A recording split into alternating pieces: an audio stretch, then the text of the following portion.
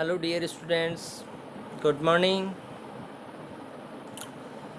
आज की क्लास का अपना टॉपिक रहेगा आवेशित अचालक गोले के कारण विभव कैलकुलेट करेंगे अपन।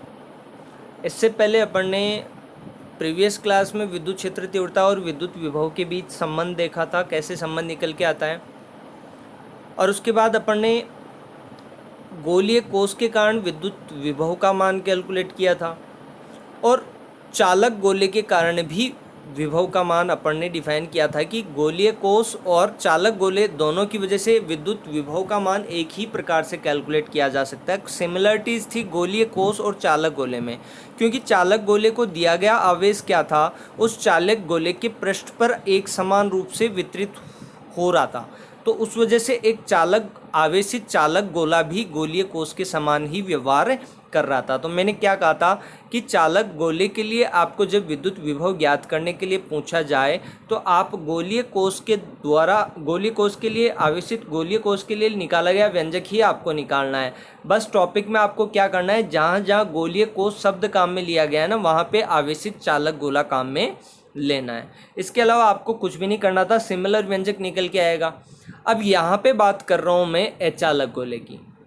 अचालक electric potential due to charged non conducting sphere की बात हो रही है। आवेशित अचालक गोले की बात हो रही है, जिसकी वजह से अपन क्या ज्ञात करेंगे, विद्युत विभव ज्ञात करेंगे। इससे पहले अपन ने विद्युत क्षेत्र कैलकुलेट किया हुआ है। आपको पता है विद्युत विभव कैसे निकल के आता है। पीछे अपन ने एक टॉपिक समझा है ना, गोलीय कोष के कारण। सेम टू सेम वो का वही प्रोसेस है। अपने को करना क्या है, जब अपने पास विद्युत क्षेत्र तीव्रताएं हैं तो अपन विद्युत विभव ज्ञात कर लेंगे।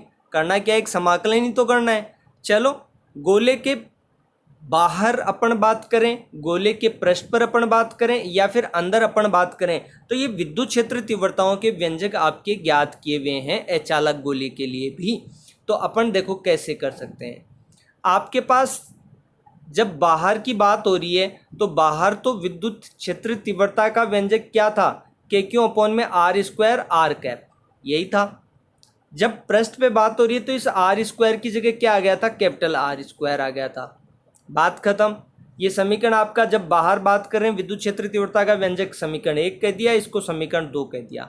लेकिन यहाँ पे एक और इम्पोर्टेंट चीज़ है कि जब अपन अचालक गोले के अंदर आ रहे थे तो अंदर विद्युत क्षेत्र तीव्रता का मान क्या था, इसको तो मैं के बोल ही रहा हूँ, के क्यू अपॉन में आर क्यूब और आर स्मॉल आर ऊपर मल्टीप्लीकेशन में। और ये आर कैप तो क्या बता रहा है, देखो आर कैप तो यहाँ पे भी है, यहाँ पे भी आर कैप, तो यहाँ पे ये आर कैप क्या बता रहा है, इधर सदिश रूप में एरो काम में ले रहे हैं तो इधर ये आर कैप क्या बता रहा है, एक यूनिट वेक्टर है जो केवल दिशा बताता है विद्युत क्षेत्र तीव्रता की। ठीक है, तो ध्यान रखना, इसको आप अच्छे से समझ लेवें, इसको आप अच्छे से समझ लेवें कि यहाँ पे है क्या, यहाँ पे है क्या, 1/4 pi epsilon not Q upon में आर क्यूब और आर मल्टीप्लाई में है, आर आर कैप है ये।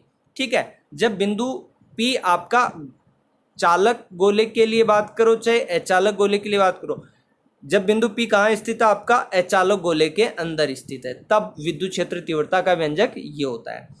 इन व्यंजकों को अपन काम में लेंगे और इंटीग्रेशन करके विभव का मान ज्ञात करेंगे। करना क्या है, देखो इन तीन विद्युत क्षेत्र तीव्रताओं के व्यंजकों के अलावा हमें ये भी पता है कि विद्युत क्षेत्र की तीव्रता में किसी बिंदु पर विद्युत विभव क्या होता है। तो वो विद्युत विभव अपना डिफाइन किया हुआ है। वो विद्युत विभव क्या होता है, अनंत से क्यू जीरो को लाने में आपने कितना एफर्ट किया, उसके अकॉर्डिंग आपने विभव परिभाषित किया हुआ है।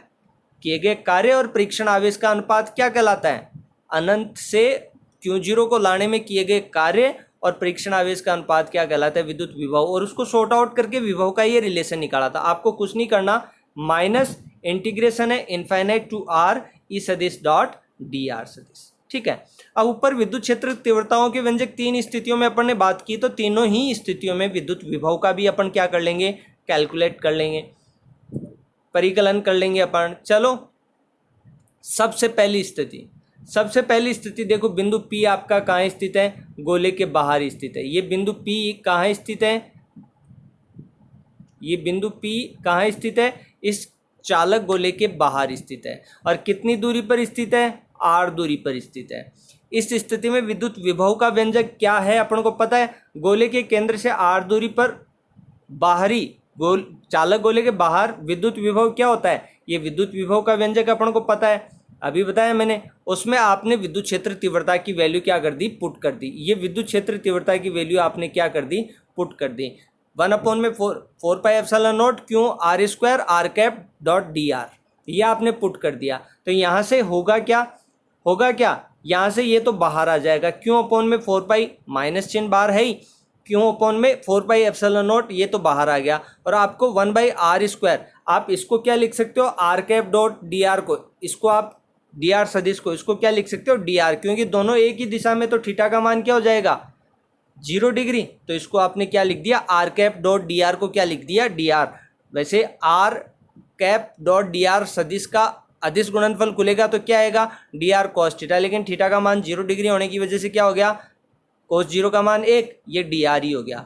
अब यहाँ पे इसका इंटीग्रेशन करोगे 1/r स्क्वायर का dr के रेस्पेक्ट में, तो इंटीग्रेशन क्या हो जाएगा, -1/r। तो upper limit minus lower limit, limits लगा दो, ये माइनस चिन्ह तो बाहर आ जाएगा, ये माइनस चिन्ह बाहर आएगा, इसके साथ गुणा होके प्लस हो जाएगा, और फिर upper limit minus lower limit कर दो, क्योंकि ये एक ही दिशा में है तो ऐसा कुछ हुआ।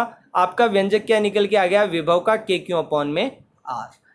ऐसा ही चालक गोले या गोलीय कोष के लिए निकल के आया था बाहर, तो पृष्ठ पे भी यही होगा। जब पृष्ठ पे बात करें तो पृष्ठ पे क्या होता है, जब पृष्ठ पे बात करें तो पृष्ठ पे क्या होता है, पृष्ठ पे क्या होता है, जब बिंदु P आपका कहाँ पे स्थित है, बिंदु P आपका पृष्ठ पे स्थित है, तो उस सिचुएशन में स्मॉल r इक्वल्स क्या हो जाता है, कैपिटल R। दैट्स वाई आपने ऊपर वाले इक्वेशन में कैपिटल R यहाँ पे रिप्लेस कर दिया, कोई दिक्कत ही नहीं है। ऐसे ही जब बिंदु चालक गोले के अंदर स्थित हो तो उस सिचुएशन में अपना जो किया गया कार्य है ना, अनंत से यहाँ पे, जब बिंदु P आपका कहाँ पे स्थित है, अंदर स्थित है, यहाँ स्थित है, इस सिचुएशन में क्या होगा, यहाँ स्थित है, तो इस सिचुएशन में क्या होगा, देखो आप अनंत से इस बिंदु तक आप Q0 को लेके आओगे तो लाने में किए गए कार्य को आप दो टुकड़ों में बांट सकते हो। कैसे, एक तो आप Q0 को कहाँ से, अनंत से लेके सतह तक लेके आओ, अनंत से कहाँ तक लेके आओ, सतह तक लेके आओ, और दूसरा सतह से कहाँ तक लेके आओ, बिंदु। एक तो इनफाइनाइट से कहाँ तक लेके आओ, सतह तक लेके आओ, यहाँ तक लेके आओ, और फिर एक यहाँ से यहाँ तक लेके आओ, तो दो टुकड़ों में आपने किए गए कार्य को बांट लिया। इसी तरीके से इस विभव के परिकलन को भी आप दो भागों में बांट लोगे। यही बात देखो यहाँ पे कही हुई है, क्या कह रहा है, ये क्या कह रहा है कि यहाँ अनंत से दूरी r तक विद्युत क्षेत्र की तीव्रता E दूरी r के साथ एक समान रूप से निर्भर नहीं करती है। विद्युत क्षेत्र तीव्रता गोले के बाहर तक अलग है और गोले के अंदर अलग है, तो विद्युत क्षेत्र तीव्रताएं अलग अलग है, तो अलग अलग तीव्रताओं के रेस्पेक्ट में ऐसा कुछ कर लीजिए। क्या कह रहा है, देखो अनंत से दूरी r तक, मतलब बिंदु P तक विद्युत क्षेत्र की तीव्रता E दूरी r के साथ एक समान रूप से निर्भर नहीं करती है, अर्थात अनंत से गोले के पृष्ठ तक विद्युत क्षेत्र की तीव्रता r स्क्वायर के समानुपाती है तथा सतह से गोले के केंद्र तक r के समानुपाती निर्भर करती है। ठीक है, तो यहाँ पे ये r गड़बड़ लिखा हुआ है, ये यहाँ पे ये क्या है,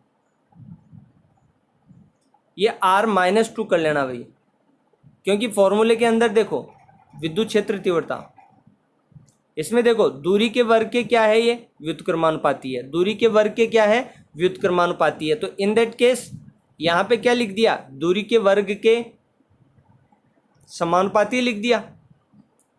तो यहाँ पे समानुपाती, या तो इसको काट के क्या लिख दोगे आप, व्युत्क्रमानुपाती। जब आप नोट्स मेंटेन करो ना तो देख लेना है, व्युत्क्रमानुपाती, ठीक है, ऐसा कुछ लिख सकते हो। अब यहाँ पे बात ये हो रही है, और जबकि ये कहाँ से कहाँ तक है, अनंत से लेके सतह तक व्युत्क्रमानुपाती है। ठीक है, अब बात कर रहे हैं अंदर की, सतह से अंदर तक की, तो ये दूरी r के क्या है, समानुपाती है, और ये r स्क्वायर के क्या है, व्युत्क्रमानुपाती है। अतः समाकलन को दो भागों में अपन विभक्त कर सकते हैं, एक तो अनंत से लेके r तक, ऐसा अपन ने पहले भी किया है, और दूसरा आर से लेके स्मॉल आर दूरी तक, कैपिटल आर से मतलब सतह से लेके आर दूरी तक, बिंदु पी जहाँ तक है वहाँ तक। अब यहाँ पे इन दोनों को आप सेपरेटली क्या करोगे, जोड़ोगे, इसको और इसको दोनों को क्या करोगे, जोड़ोगे, लेकिन बीच में यहाँ पे ये माइनस की वजह से क्या है, प्लस माइनस गुणा होकर माइनस ही आ जाएगा। ध्यान रखना इस चीज़ का। आप कहोगे कि सर जोड़ रहे हो, जोड़ कहाँ रहे हो, यहाँ तो माइनस हो रहा है। माइनस नहीं हो रहा है, जोड़ ही रहे हो, लेकिन इस आगे वाला का भी जो माइनस साइन है ना, ये मल्टीप्लाई होकर माइनस हो जाएगा।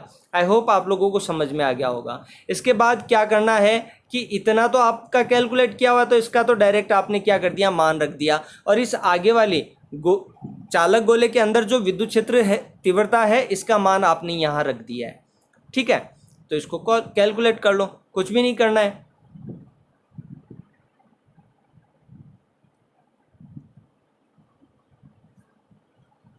इसमें जब मान रखा है ना, तो इसमें मिस्टेक कर रखी है। ये क्या है, आर कैप डी आर है भाई। आर कैप क्या है, डी आर है। विद्युत क्षेत्र तीव्रता की व्यंजक में देखा होगा आपने, ये क्या है, यहाँ पे आर कैप डी आर है। तो यहाँ से आर कैप डी आर का मल्टीप्लाई करोगे तो क्या हो जाएगा, डी आर हो जाएगा। तो बचा क्या, आर डी आर बच गया। जो मैं करेक्शन करवा रहा हूँ ना, इसका नोट कर लेना। यहाँ पे ये वैसे लिखा हुआ है, कोई दिक्कत नहीं। देखो सॉरी, यहाँ पे लिखा हुआ है, ये आर लिखा हुआ है, मैंने गौर नहीं किया इस पे, आर लिखा हुआ है। तो आर कैप डी आर को आप क्या लिख सकते हो, आर कैप, सही है भाई, कोई करेक्शन नहीं है। आर कैप डी आर को आप क्या लिख सकते हो, आर कैप डी आर को आप डी आर लिख सकते हो। अदिश गुणनफल खोलोगे तो वही बात, कोस थीटा आएगा, थीटा का वैल्यू क्या है, 0 डिग्री है। तो यहाँ से बचा क्या, आर डी आर, बाकी सब कॉन्स्टेंट्स बाहर आ गए। आर के रेस्पेक्ट में इंटीग्रेशन क्या होगा, एक घात जुड़ जाएगी और बटा में आ जाएगी, तो आर स्क्वायर बटा 2, और इसका upper limit minus lower limit करोगे तो ये हो जाएगा। Upper limit minus lower limit करोगे तो ये हो जाएगा। इसमें से आप इसको क्या कर सकते हो, कॉमन ले सकते हो। इसको क्या कर सकते हो, कॉमन ले सकते हो। किसको, क्यों अपॉन में 4 पाई एप्सिलॉन नॉट को। तो इसको कॉमन लोगे तो यहाँ से तो 1 अपॉन में आर बच गया, यहाँ पे आपका आर स्क्वायर अपॉन में 2r क्यूब बच गया, और माइनस आर स्क्वायर से ये कट जाएगा, तो क्या बच गया, 1 अपॉन में 2r बच गया। इसके बाद आपको करना क्या है,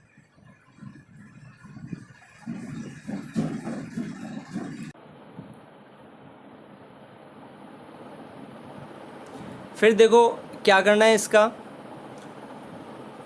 लघुत्तम एलसीएम आ जाएगा इसका 2r क्यूब। तो इसको शॉर्ट आउट करोगे तो जुड़ के ये क्या हो जाएगा, 3r square minus R square, small R square है, बटा में 2r क्यूब का हो जाएगा।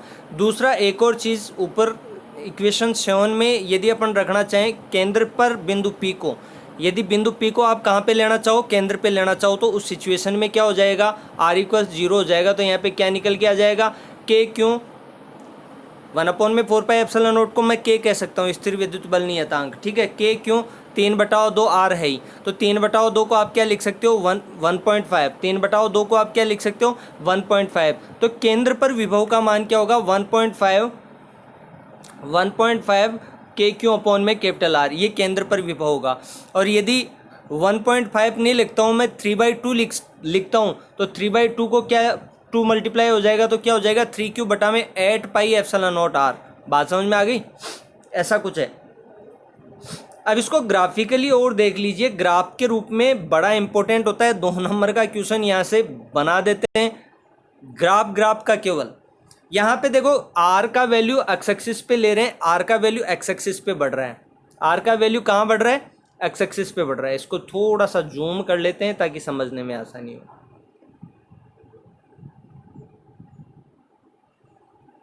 अब आ जाओ, देखो यहाँ पे r का वैल्यू क्या है, 0। मतलब आप चालक गोले के केंद्र पे बात कर रहे हो, और चालक गोले के केंद्र पे जो है विभव वो क्या है, सतह पर विभव का 1.5 है, मतलब 1.5 गुना है। तो इसको 1.5 VS लिखा हुआ है, सरफेस का 1.5 गुना। ठीक है, VS। फिर यहाँ से आप जैसे जैसे केंद्र से दूरी तक आओगे तो विभव आपका क्या होगा, गिरेगा, मतलब घटेगा, क्योंकि ये सिचुएशन आपने ले रखी है, R is less than capital R गोले के अंदर।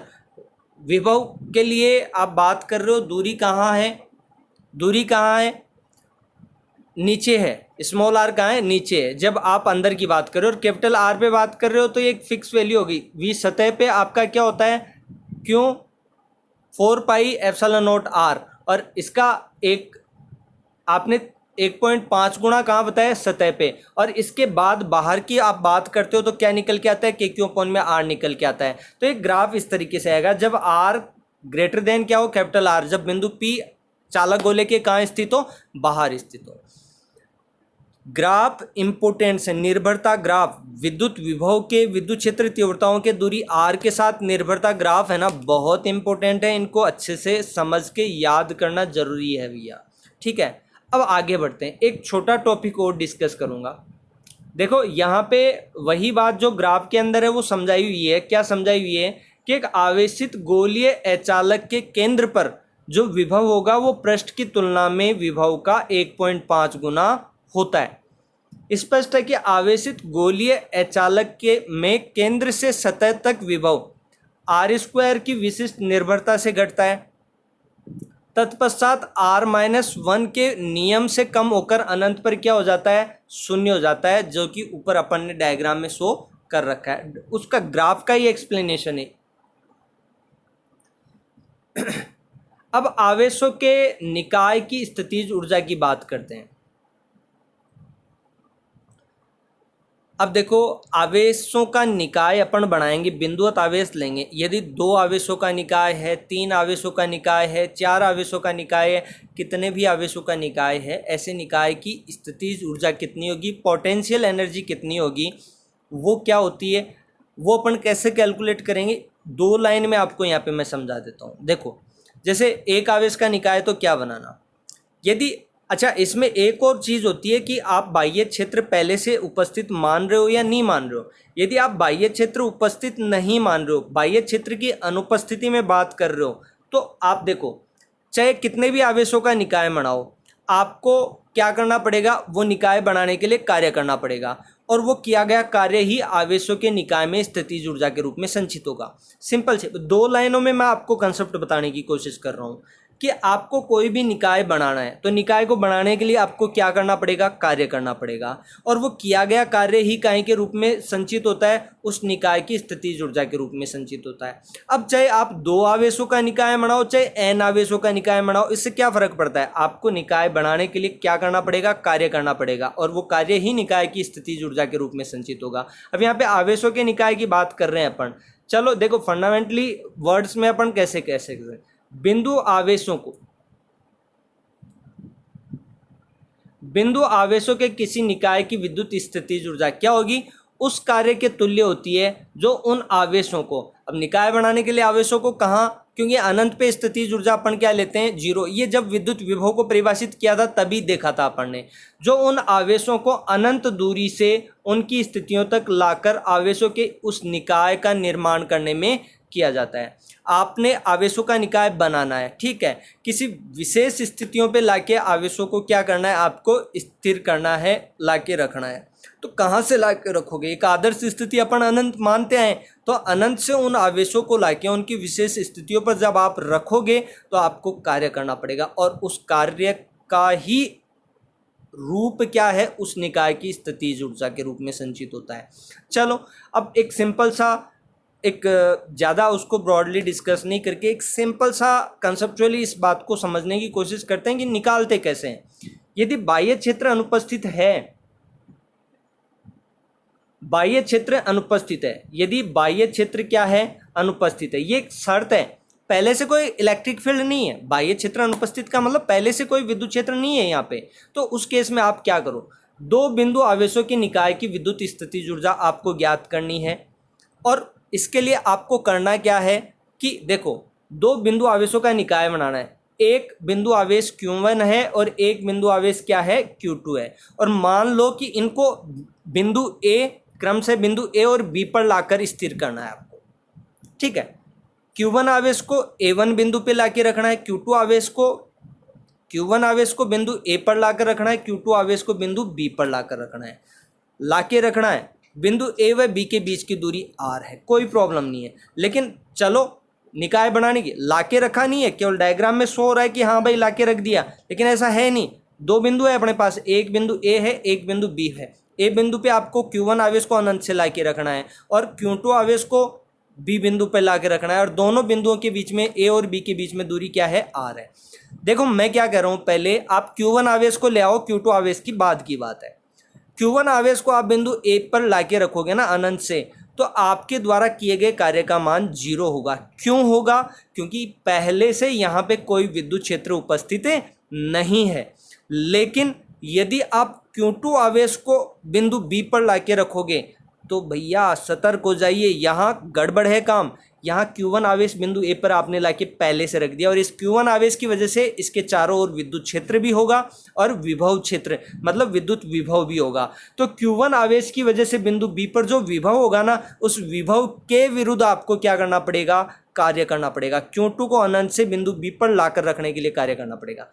Q1 को आपने बिंदु ए पर लाके रखा, कोई कार्य नहीं करना पड़ा, किए गए कार्य का मान 0।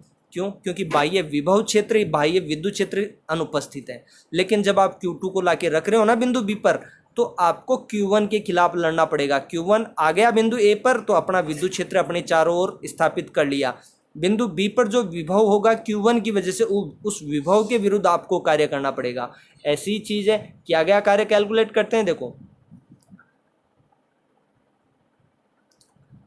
आवेश Q1 को अनंत से बिंदु ए तक लाने में किया गया कार्य शून्य होता है जब आवेश Q1 पर कोई विद्युत बल कार्य नहीं करता है। ठीक है, अब बिंदु ए पर आपने लाके रख दिया, तो स्थिर बिंदु आवेश Q1 के कारण बिंदु बी पर विभव क्या होगा, के क्यू अपॉन में R1 अपन ने सीखा है। यहाँ पे क्यू की जगह Q1 है तो के Q1 अपॉन में R हो गया। R बिंदु ए व बी के बीच की दूरी है। बिंदु बी पर विभव कैलकुलेट कर रहे हैं अपन, किसकी वजह से, Q1 की वजह से, तो कोई दिक्कत नहीं है। अब विभव की परिभाषा के अनुसार बिंदु आवेश Q1 के विद्युत क्षेत्र में आप क्या लाके रख रहे हो, एकांक धनावेश को लाके रख रहे हो। तो अनंत से बिंदु बी तक लाने में किया गया कार्य क्या होता है, V। लेकिन आपके पास यहाँ पे एकांक धनावेश नहीं है, यहाँ पे आवेश क्या है, Q2 है। तो Q2 को अनंत से बिंदु बी तक लाने में किया गया कार्य क्या होगा, Q2 इंटू वी। विभव V के विरुद्ध कार्य करना पड़ेगा, तो W बराबर Q2 इंटू वी। V का मान आपके पास है के Q1 अपॉन में R1, तो ऐसे Q1 इंटू Q2 एक जगह रख दो, तो के Q1 Q2 अपॉन में R। ये किया गया कार्य। कुल कार्य क्या होगा, ऊपर वाला 0 प्लस ये, तो कुल कार्य क्या होगा, दो आवेशों की निकाय के लिए किया गया कार्य बनाने के लिए के Q1 Q2 अपॉन में R, और ये किया गया कार्य ही इन आवेशों की निकाय की स्थितिज ऊर्जा के रूप में संचित होगा। तो इसके लिए करना क्या है, यही तो मैं कह रहा हूँ, कुछ भी तो नहीं करना, किया गया कार्य आपने कैलकुलेट कर लिया। तो देखो क्यों निकाय की स्थितिज ऊर्जा में संचित होगा, तो दो बिंदु आवेशों के लिए निकाय की विद्युत स्थितिज ऊर्जा क्या हो जाएगी, U बराबर के Q1 Q2 अपॉन में R। अब देखो मैं एक कंसेप्ट यहाँ पे डिस्कस करने वाला हूँ स्थितिज ऊर्जा से रिगार्डिंग, एक इम्पोर्टेंट कंसेप्ट यहाँ पे। क्या कंसेप्ट है, देखो कंसेप्ट सुनिएगा।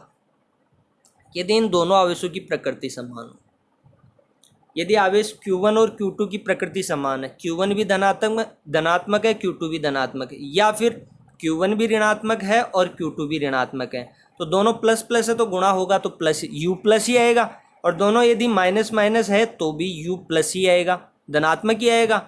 मतलब स्थितिज ऊर्जा धनात्मक है। और धनात्मक मान जब आपको प्राप्त हो रहा है तो केवल और केवल यहाँ पे U की निर्भरता R पे रहेगी। R बढ़ेगा तो U घटेगा, व्युत्क्रम में है। तो यदि दोनों Q1 और Q2 के बीच में R बढ़ेगा तो U घटेगा, मतलब स्थितिज ऊर्जा घटेगी, क्योंकि धनात्मक मान घटेगा। यदि R घटेगा तो U बढ़ेगा, क्योंकि व्युत्क्रम में है ना, R घटेगा तो U बढ़ेगा, और U का धनात्मक मान बढ़ेगा, मतलब स्थितिज ऊर्जा बढ़ेगी। लेकिन ये बात समझ में आ रही होगी आपके कि यदि दोनों आवेशों की प्रकृति समान है, दोनों धनात्मक है, तो दोनों का गुणनफल स्थितिज ऊर्जा का व्यंजक धनात्मक ही होगा। यदि दोनों ऋणात्मक हैं, दोनों आवेशों की प्रकृति का मतलब या तो दोनों धनात्मक या फिर दोनों ऋणात्मक, तो उस केस में U आपको धनात्मक ही प्राप्त होगा। तो यहाँ पे केवल और केवल आपको R के लिए चर्चा करनी है। स्थितिज ऊर्जा का मान धनात्मक है, दूरी व्युत्क्रम में है तो दूरी बढ़ाइए तो U का धनात्मक मान घटेगा, मतलब U घटेगा, स्थितिज ऊर्जा निकाय की घट रही है। यदि दूरी घट रही है तो स्थितिज ऊर्जा क्या होगी, बढ़ेगी। लेकिन यदि दोनों आवेशों की प्रकृति समान नहीं हो, Q1 आपका धनात्मक है और Q2 ऋणात्मक, या फिर Q1 ऋणात्मक है और Q2 दोनों में से एक धनात्मक एक ऋणात्मक, तो प्लस माइनस गुणा होके U क्या आएगा, ऋणात्मक मान ही आएगा ना। अब R के घटने या बढ़ने से U का ऋणात्मक मान घटेगा या बढ़ेगा, अब चीज़ बात जो समझने वाली ये है कि -2 बड़ा है कि -1 बड़ा है। जिनका ये काम नहीं करता है वो कहेगा -2 बड़ा है। ध्यान रखना, अच्छे से समझ लो। -2 छोटा है, -1 बड़ा है, तो यहाँ पे u का ऋणात्मक मान आ जाएगा। यदि आवेशों की प्रकृति समान ही, एक प्लस है एक माइनस है, तो u ऋणात्मक आएगा, तो उल्टा हो जाएगा। अब यहाँ पे ऋणात्मक मान, अब r को घटाओगे तो u का ऋणात्मक मान बढ़ेगा, मतलब स्थितिज ऊर्जा घटेगी। u का ऋणात्मक मान बढ़ेगा लेकिन स्थितिज ऊर्जा घटेगी। यदि आप r को बढ़ाओगे तो u का ऋणात्मक मान क्या होगा, घटेगा, तो स्थितिज ऊर्जा बढ़ेगी। मेरी बात आप लोगों को समझ में आ गई होगी। कुछ चीज़ें हैं जो आप यहाँ से और क्लियर कर सकते हो, कुछ भी नहीं है। आवेशों को पास लाते हो, दूर ले जाते हो, कंसेप्चुअली वो चीज़ें मैंने डिस्कस कर ली हैं, इसमें कुछ ज़्यादा है नहीं, सारी चीज़ें वही समझाएंगे। आवेशों को एक दूसरे से दूर ले जाने में निकाय स्वयं कार्य करेगा, निकाय की स्थितिज ऊर्जा घटती है, विजातीय आवेशों के एक दूसरे के समीप लाने में स्थितिज ऊर्जा घटेगी। ये बात मैंने आपको समझा दी, ये बात लिखी हुई, ठीक है। तो आज की क्लास मैं अपनी यहीं पे फिनिश करता हूँ। Thank you.